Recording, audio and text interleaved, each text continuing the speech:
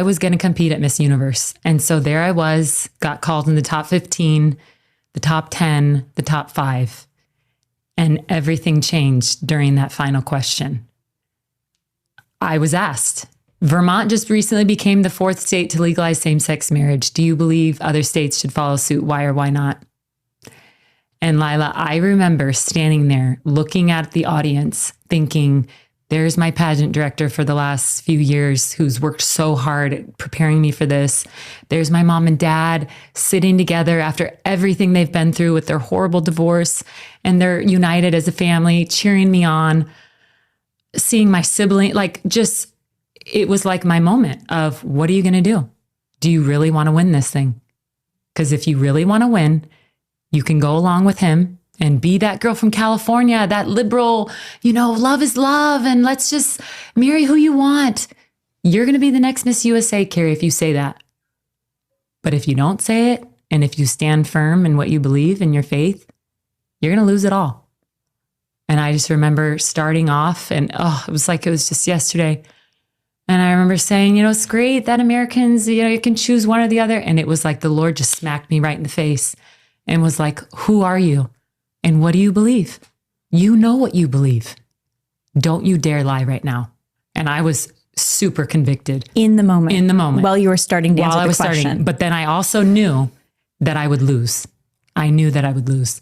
And so I said, but I believe marriage should be between one man and one woman. And no offense to anyone out there, but that's what I believe. And that's how I think it should be. And it was like silence. And then you heard cheers, and then you heard boos. And I see Donald Trump sitting in the front row, and I'm like, my dreams are over. Like, I wanted this so bad. I worked so hard for this. Lord, why? Why did I have to get this question? The other girls got, what do you look for in a man?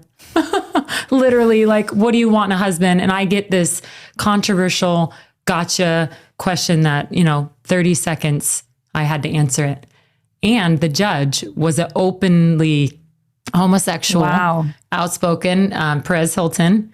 And everyone knew that. Everyone knew that. Secret. Wow. Exactly. So yeah, that was really my moment of truth. And it was the best decision I ever made. So what happened next? So I remember at the commercial break, I'm standing there with the other girls, and I remember looking over saying, what just happened? And I remember one of the girls, I think it was Kentucky, she was like, you did the right thing. Good job.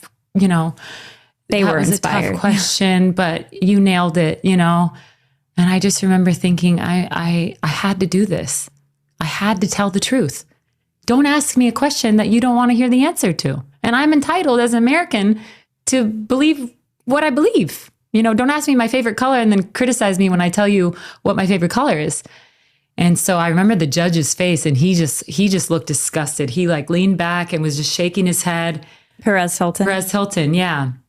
And it said on my bio that I was a Christian and that, I went to San Diego Christian College. And so he knew, but I think it was a test. He thought that I would, forsake my faith to win this crown. And boy, was he surprised, because I doubled down after that. I got sent to New York to go on Matt Lauer's Today Show. And all of my handlers were saying, Carrie, you need to apologize. You need to take back what you said. So wild, Carrie. Yeah, you've offended so many people. And remember, Lila, this was I always say, this was way before cancel culture. It's you can't redefine marriage. You can call it whatever you want to call it, but it's not marriage. Mm-hmm. Marriage is instituted by God. Now I believe it is a sacrament from God. But I just knew at that moment that this was going to be war.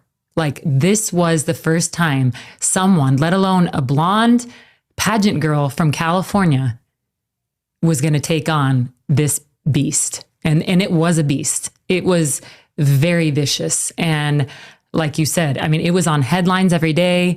You had every media channel talking about it. This was before social media, so every network was talking about it. I was going on every show, defending my faith, saying, in fact, on Matt Lauer, when I was told to apologize, he looks at me and he says, well, let's do a do-over right now. Oh my goodness. Let me ask you the question and let's just do it over. What would you say? And I said, Matt, I have no regrets. I would say it all over again. In fact, I would rather be biblically correct than politically correct.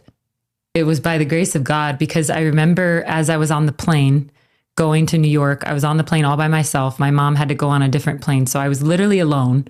And I remember opening up my Bible and reading 2 Timothy, where it says, all who desire to live a godly life in Christ will be persecuted.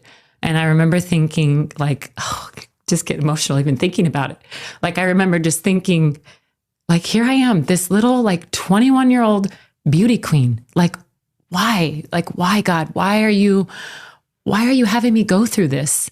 Like, all I wanted was to be Miss USA and just, be beautiful and serve others. And obviously I had my faith since I was little, and I just wanted to be a good role model to little girls. And I remember so vividly him saying, because I knew you'd be the one.